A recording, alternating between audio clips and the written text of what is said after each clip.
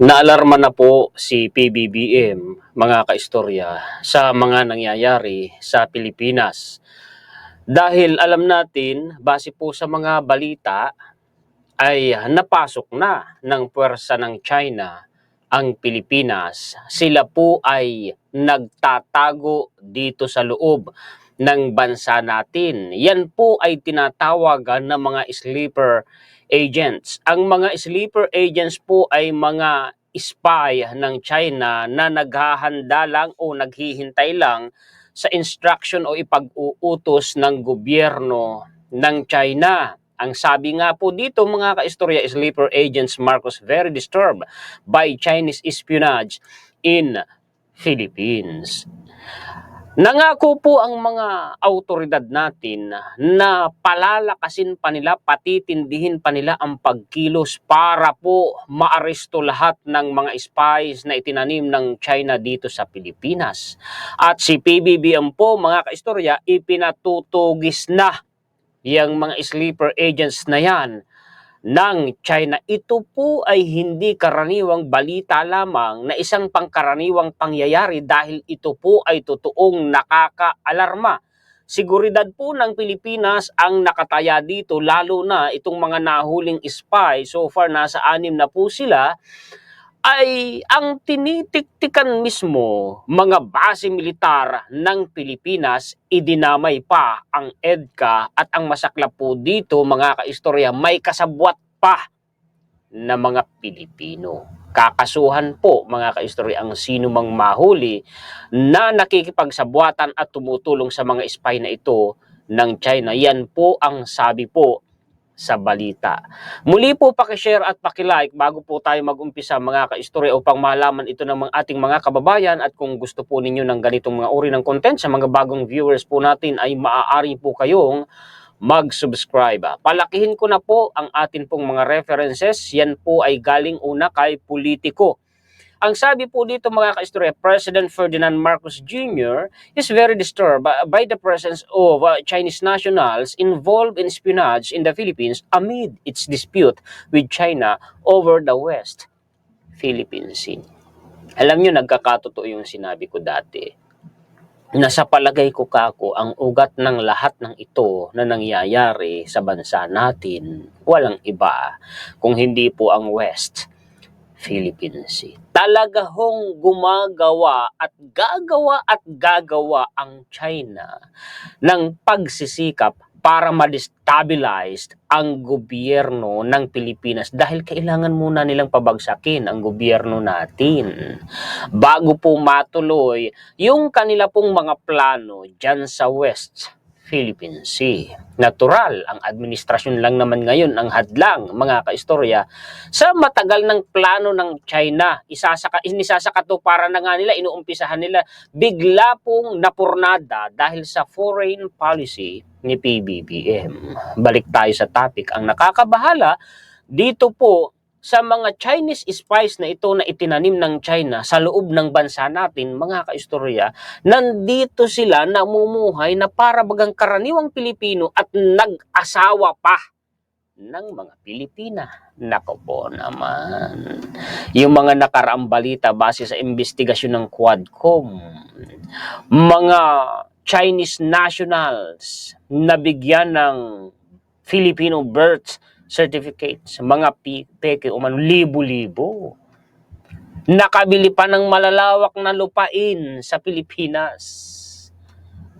Nakapagsagawa pa ng iba't ibang klase ng krimen. Nagduda pa si dating Senador Panfilo Lacson na ngayon ay tumatakbo uli sa pagkasenador na maaari ikang nasa 2,000 hanggang 3,000 militar ng China ang nakapasok sa Pilipinas sa pamamagitan ng Pogo. Tinunaw ng administrasyon ang Pogo. May natitira pang ugat. May lumilitaw ngayon unti-unting balita na nahuhuling mga Chinese spies gumagala, nagso-surveillance dito sa Pilipinas. Meron pang influx of Chinese students umano sa Cagayan na samantalang mga kaistorya pinagdudahan. Bakit? Ginawa natin ang content, nangyari sa Germany, ibinalita nila. Ang China ika ay gumagawa at gumagamit ng army of spies na binubuo ng mga estudyante. Hindi natin sinasabing spies yung mga nabanggit na influx of Chinese. Ang atin mga kaistorya, nababahala tayo. Kasi may nangyari sa Germany na ganyan. Kaya nga sabi ko sa inyo, nakakabahala ang nangyayari po sa bansa natin. Huwag kayong pumayag. Huwag kayong papayag.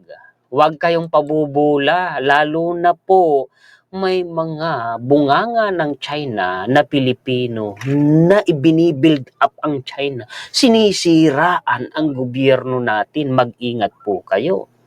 In an interview with reporters in Pasay City, Marcos said, the government is still gathering more information about the Chinese spies recently arrested for monitoring the bases and movements of military. Tingnan ninyo. Ang tinitiktikan nila, mga base militar natin at ang kilos ng mga militar natin. Kaya nga nakakabahala yan. Of course, we are very disturbed by anyone conducting such espionage operations against our military and just the services we are trying to provide to the people. He said he was concerned that the Chinese spies were allegedly monitoring sites of, pati yung EDCA, minomonitor nila mga ka-istorya, pati na yung resupply missions natin dyan sa West Philippine Sea. He pointed out that some of the Chinese nationals arrested for espionage have been staying here for a long time. Matagal na ikayan dito. Tama nga yung sinabi ko sa mga vlogs ko. Ako pakiramdam ko, palagay ko matagal na yan dito sa Pilipinas. Ngayon lang nahuli. Ito, kinumpirma ni PBBM. At ito ang mas nakakabahala dito. And even married Filipinas acting like sleeper agents. Nako, hindi nga mapaghahalata at nag-asawa pa ng Pinay. Nako naman, oo, mga kaistorya. Salamat naman mga kaistorya. At ito po ay ipinatutugis na ng gobyerno natin. Tingnan niyo ang definition ng sleeper agents, ha. Kaya hindi ito basta-basta. What does sleeper cell mean? A sleeper cell is a group of operatives, spies, or terrorists. Tingnan ninyo. Grupo ng mga operatiba ikayan. Ibig sabihin marami o kaya naman mga spy o kaya naman mga terorista. Lihim na namumuhay sa isang kagaya natin mga kaistorya na bansa na ang target niyan ay isang komunidad o gobyerno. Komunidad, ganyan, military base, komunidad po yan.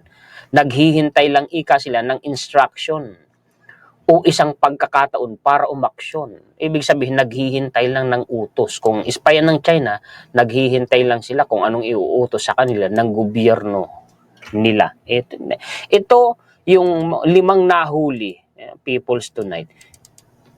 Ito ay kasabwat din kasamahan nung naunang nahuli na paggalagala sa Maynila. Ito pa. Ito ay si politiko din, helping foreign spies, Immigration Bureau to crack down on Filipino protectors. Humanda kayo, kung kayo'y nakikipagsabuatan, pinoproteksyonan ninyo yan, sinasamahan ninyo yan, yung mga spy na yan ng China, kakasuhan kayo, mayayari kayo. Kung gusto ninyo ng magandang buhay, mag-ingat-ingat kayo. Huwag kayong basta-basta papasilaw sa kakarampot, nakinang ng pera. Ito pa po, Chinese seeking PH citizenship has no pogo tie, sabi po ni Salceda. Yan yung pinalagan po ni Senator Risa Hontiveros. Tingnan natin na kaya ito hindi ko binibitawan. Sana nga ang purpose nito ay mamuhay bilang Pilipino, magnegosyo, so on and so forth. Sana nga walang kinalaman sa pogo. Ngayon ito, dagdag na balita. Ano na naman tayo? Si former President Rodrigo na mismo, Duterte mismo, ang nagsabi na hindi naman po masamang tao si PBBM. Nako, ano bang paniniwalaan ninyo sa sinasabi ng dating presidente? Ito ay balita.mb. Manila Bulletin ba ito? Sabi, hindi naman daw po masamang tao talaga si PBBM. Tapos sinasabi nyo, bangag. Sino bang nag-umpisang mamulitik at manira? Alam nyo kung kaninong kampo, di po ba? mga kaistorya.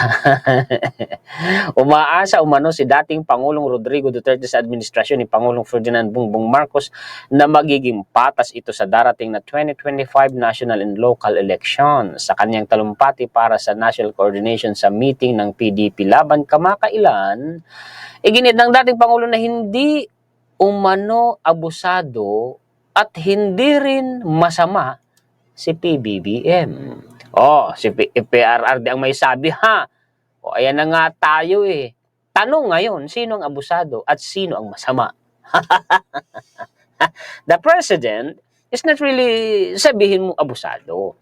It would not be a fair comment. Hindi naman talaga masamang tao si Presidente Marcos. Iba-iba nga mga ka-istorya. Kaya naman nilinaw rin ni Duterte sa kanyang mga kalyado na wala raw silang dapat katakutan.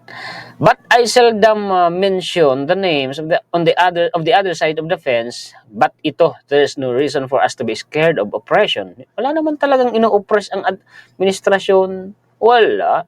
Kasi kung may ino-oppress yan, kahit yung mga vlogger na anti-administration, kung ino-oppress sila, hindi na sila lilitaw sa social media. Ang daling gawin ng gobyerno yun. Hindi na sila makakapag-ngak-ngak sa social media, 'di ba? Kasi wala naman akong nakikita diyan. Kita na ninyo yung kanila mismong idol na ang may sabi na walang oppression na ginagawa ang administrasyon ngayon. Samantala, kaugnay nito, iginiit din ni Duterte na umaasa raw siya na mabibigyan umano sila ng pagkakataon at magiging patas si Marcos sa naturang eleksyon sa Mayo. So, ang ikinababahala pala dito ni former president, mga kaistorya, ay yung midterm election, senadores, kasi may mga ini-endorso silang senador. Natural, ang administrasyon may endorso din. So this coming election, I hope that the president, kung maririnig niya ako, bigyan nila tayo ng sabi ko nga, a fair share na patas lang ang laban. Matatandaan noong September 2024 nang ihayag ng nasabing partido na inendorso Senador Ronald Bato, Bongo, pati nga si Philip Salvador Bubuto niyo ba sila? Mga kaistorya, sagot po kayo, comment po kayo dyan sa comment section. Daga na balita po. Kaya siguro nasabi ni former president na mabait siya, si PBBM. Kasi tingnan ninyo mga kaistorya, I run under the flag of unity. Nandito po tayo sa ni PBBM, page niya ha. I run under the flag of unity, pagkakaisa na. Because the only way we can serve our people efficiently and effectively is when our local leaders support the initiative of its government. Pagkakaisa sana, nakaka-istorya ang gusto ni PBB. Kasi totoo ito, yung mga local governments, kung suportado ang national government, ang gaan ng trabaho, mabibigyan ng mabilis at epektibong serbisyo ang taong bayan. Kaso may mga humiwalay po sa riles mga kaistorya. At tingnan ninyo, ito ang katunayan, itong survey na ito, mga kaistorya, na pasok sa panlasa ng nakararaming Pilipino ang serbisyo ni PBBM, mga kaistorya. Mataas pa rin ang rating ng atin pong Pangulo. Ang sabi ng Pangulo natin, it's always good to see that what we are doing is reaching the majority of people. Tingnan ninyo. At nararamdaman nila yung aming ginagawa. Sasabihin dyan ng mga kapapaitan, hindi namin maramdaman. Hipokrito. Sabi mo lang yun. Kasi galit ka sa administrasyon Pero ang totoo, nakikinabang ka sa mga proyekto at serbisyo ng kasalukuyang administrasyon.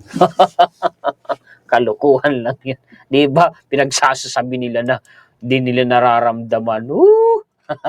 Dagdag na balita, mga kaistorya, tungkol naman sa sinabi po ni Senator Bato de la Rosa kay Piatos.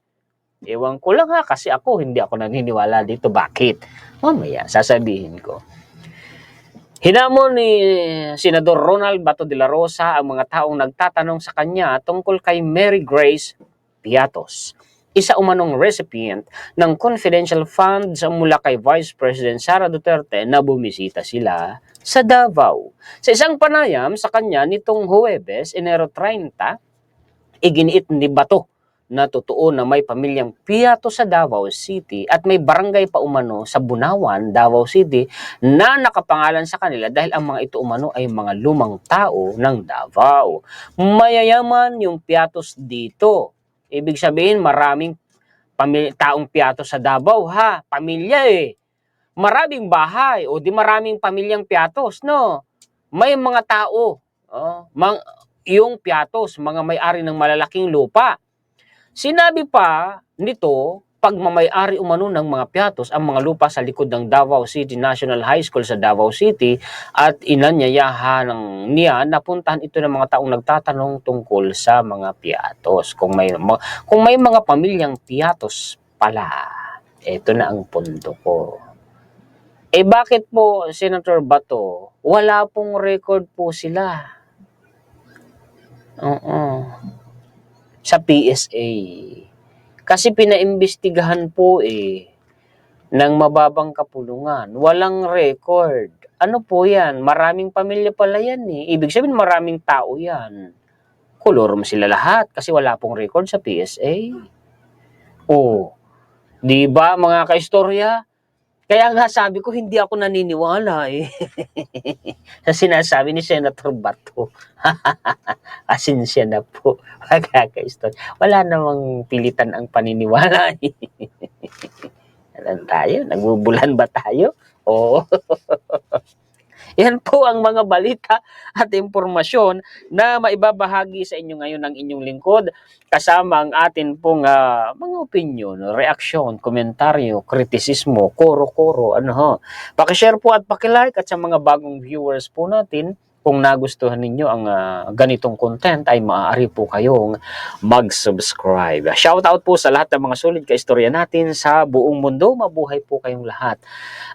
Hindi ko na kayo isa-isahin ha. Basta maraming salamat sa lagi ninyong panonood, pag-antabay, pagla-like, pag-share, pakikinig, pagsuporta. Salamat sa inyong lahat mga kaistorya. Nagpapasalamat tayo higit sa lahat sa atin pong Panginoon. Muli ako po si Juan Historiador ng taga-kwento ng totoong istorya ng kasaysayan na nagmamalasakit sa kapwa ko Pilipino at nagmamahal sa bayang ito ang bansang Pilipinas.